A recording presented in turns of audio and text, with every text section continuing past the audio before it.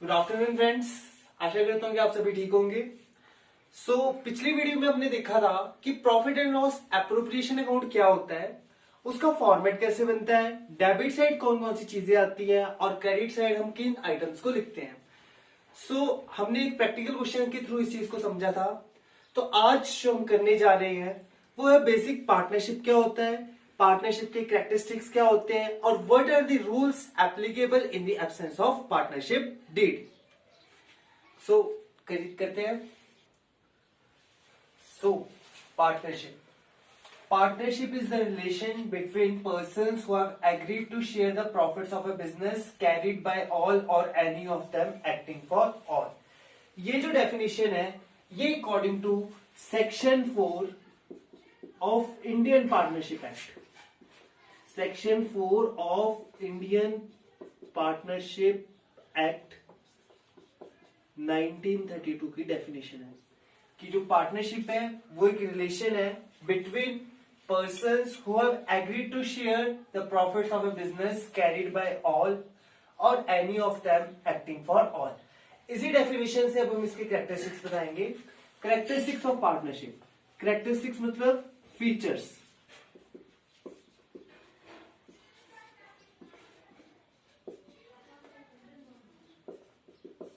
जो पहला फीचर है पार्टनरशिप का वो है टू और मोर पर्सन्स, टू और मोर पर्सन्स।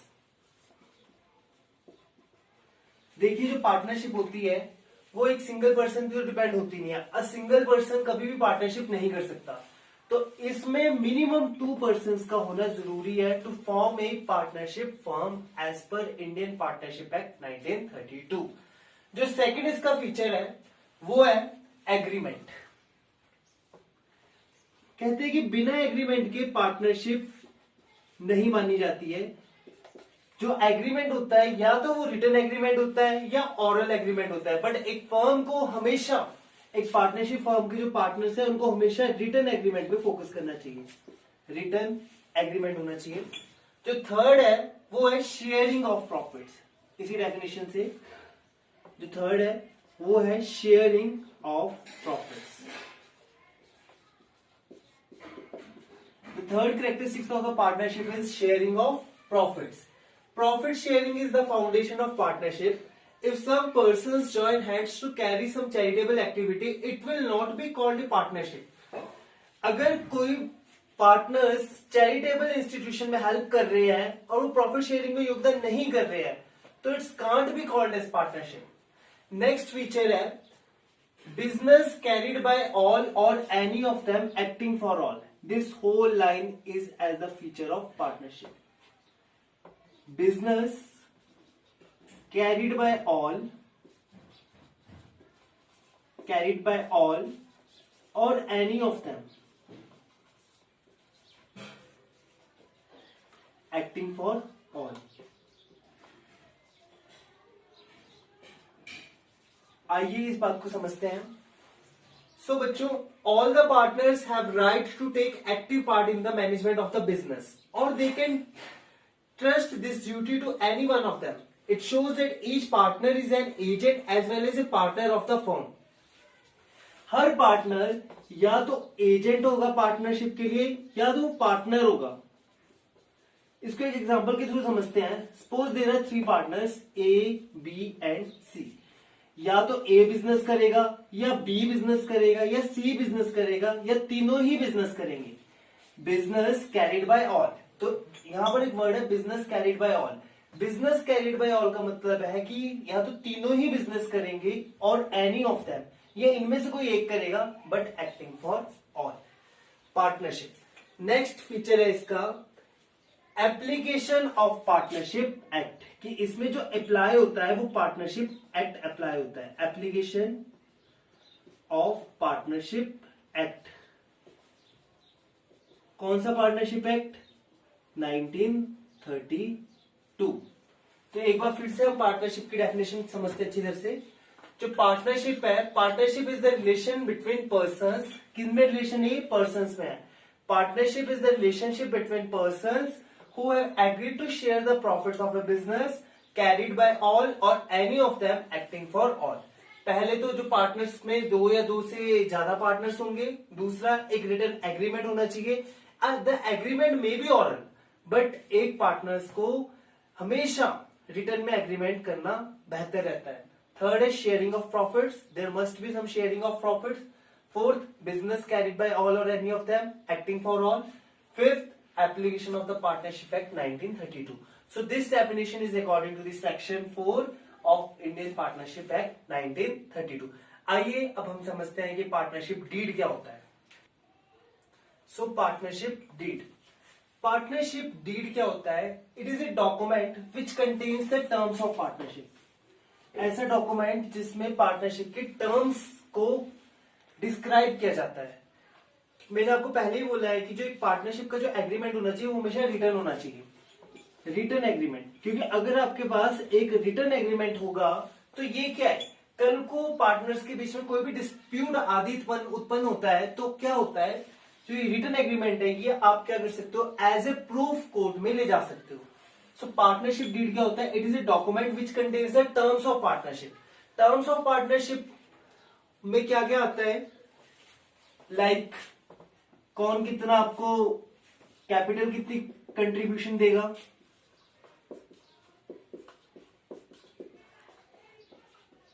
इंटरेस्ट ऑन कैपिटल,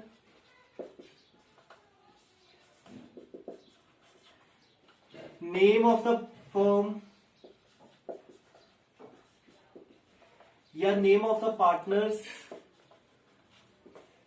और क्या आ सकता है इसमें, address of the firm and the partners,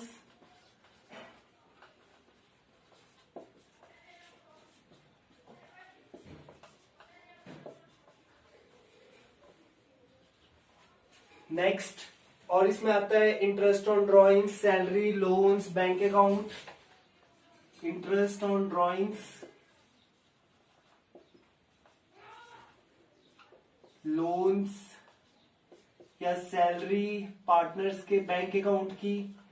तो ऐसी कंडीशंस में जो भी रिटर्न आपके पास होता है वो होता है पार्टनरशिप डीड। बिकॉज या partnership deed is the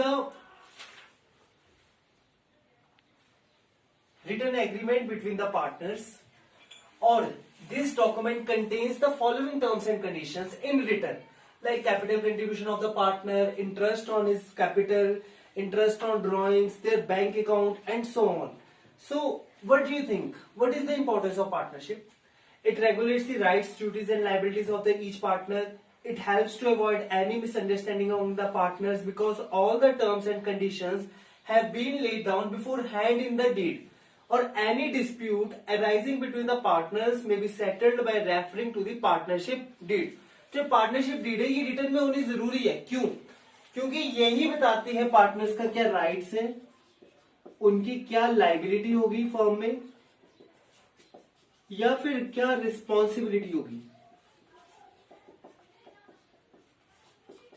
rights, there liability, their responsibility. और कोई भी मिसअंडरस्टैंडिंग हो जाती है पार्टनर्स के अंदर, ये हम इंपॉर्टेंस की बात कर रहे हैं पार्टनरशिप डीड के। फर्स्ट है कि it ensures the rights, liabilities and responsibility of the partners. कल को कोई मिसअंडरस्टैंडिंग हो जाती है पार्टनर्स के बीच में, मिसअंडरस्टैंडिंग हो जाती है पार्टनर्स के बीच में, तो ये क्या करते हैं, तो एज ए प्रूफ इसको आप कोर्ट में पेश कर सकते हो। And third one is any dispute arising between the partners may be settled by referring to the registered under the law.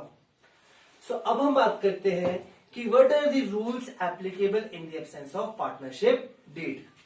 तो रूल्स की बात करते हैं। So वैसे तो पार्टनरशिप डीड हमेशा रिटर्न में होनी चाहिए और ये पार्टनरशिप डीड बननी चाहिए हर पार्टनर्स में, बट कई बार क्या होता है कि कुछ पार्टनर्स डीड नहीं बना पाते हैं। तो according to section 13 of Indian partnership act 1932 कुछ रूल्स एप्लीकेबल होते हैं अगर there is a absence of partnership deed. तो सबसे पहला जो रूल होता है according to section 13C, interest on capital. तो बेटा इंटरेस्ट ऑन कैपिटल का क्या होता है, no interest on capital will be allot to the partners. तो इंटरेस्ट ऑन कैपिटल पार्टनर्स को बिल्कुल भी नहीं मिलेगा। No interest on the capital will be allot to the partners. If there is a provision for the interest on capital in the partnership deed, it will be allowed only when there is a sufficient profit. Second है interest on drawings. Section 30 के according interest on drawings भी partners को नहीं मिलेगा। No interest on drawings will be credited to the firm while in the absence of partnership deed. Third one is profit sharing ratio, क्योंकि जो profit होगा वो तो पार्टनर्स को मिलेगा ही मिलेगा। बट क्या होता है कि अगर आपके पास कोई स्पेसिफाई कंडीशन नहीं है कि पार्टनर्स किस रेशियो में इंटरेस्ट डिस्ट्रीब्यूट करेंगे, then the profit sharing ratio will be equal. The profit sharing ratio will be equal. Then fourth is salary to the partners. No partner is entitled to any salary or commission for taking active part in the business activity. किसी भी partner को salary नहीं मिलेगी if there is the absence of partnership deed. Fifth one is interest on partners loan as per section 13D. Suppose करो कि किसी partner ने firm को इंटरेस्ट दिया है, let it may be 1 lakh rupees. Mister A ने 1 लाख रुपीज फर्म को interest दिया है, तो आपको क्या लगता है कि फर्म को उसको लोन मिलेगा? क्या फर्म इन पार्टनर्स के इंटरेस्ट पे लोन पे करेगी या नहीं करेगी? According to the section 13D of Indian partnership act 1932, the firm is entitled to give 6% interest on the partners loan. So in this video, we have discussed what is partnership, its characteristics, its meaning, definition of partnership deed, and what are the rules which are applicable in the absence of partnership deed. In our next video, we will discuss various types of capital accounts under Partnership Act. It may be fixed capital account or fluctuating capital account. Hope you like this video.